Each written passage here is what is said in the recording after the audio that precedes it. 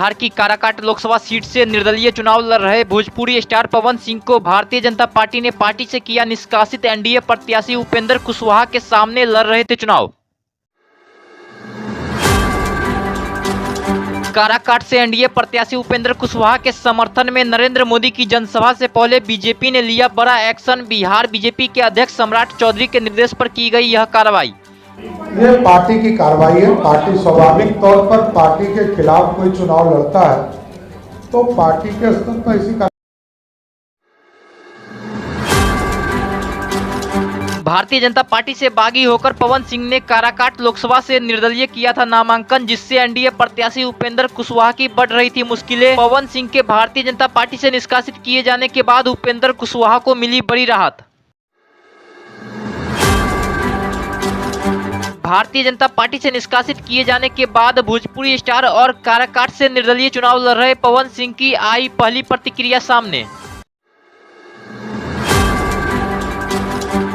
पवन सिंह ने social media पर एक पोस्ट शेयर करते हुए लिखा कि हम अपना कर्तव्य निभाएंगे, काराकाट को नया बनाएंगे। बीजेपी से निष्कासित किए जाने के बाद पवन सिंह को आई चक्रव्यूह की याद। सोशल मीडिया पर उन्होंने लिखा कि कल भी महाभारत में अभिमन्यु अकेला था, कृष्ण और पांडव के होते हुए चक्रव्यूह में घेरकर राक्षसों ने मारा था। आज भी रण में अभिमन्यु अकेला है, लेकिन जनता उनके साथ है। पवन सिंह को भारतीय जनता पार्टी से निष्कासित किए जाने के बाद विकासशील इंसान पार्टी के प्रमुख मुकेश सहनी का आया बड़ा बयान। उन्होंने एनडीए को लेकर कर दिया बड़ा दावा।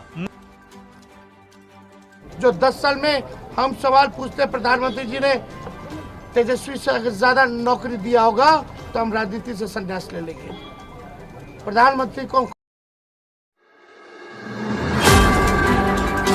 मुकेश सहनी ने कहा कि पवन सिंह को पार्टी से निष्कासित किए जाने के पीछे बीजेपी की बहुत बड़ी चाल है। उन्होंने कहा कि बीजेपी इससे उपेंद्र कुशवाहा को ठिकाने लगाएगी। पवन सिंह ये दिखाने के लिए किए हैं, दरअसल बात था कि उपेंद्र कुशवाहा जी को ठिकाना लगाना है।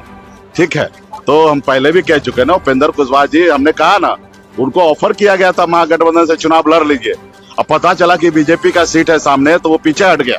तो बीजेपी से कितना नजदीकी है ये जग जाहिर है। और हाँ, गेम है उपेंद्र कुशवाहा जी को ठिकाना लगा के कुशवाहा समाज का जो नेता है उनको खत्म करके, और वो चाहते हैं कि ये चुनाव खत्म होगा और चुनाव हार जाएंगे, उसके बाद बोलेंगे कि बीजेपी में सदस्यता ले लीजिए, बीजेपी में आ जाइए और फिर आपको कुछ बना देंगे, वरना आप उम्र भी हो चुका है तो आप घर पे रहिए।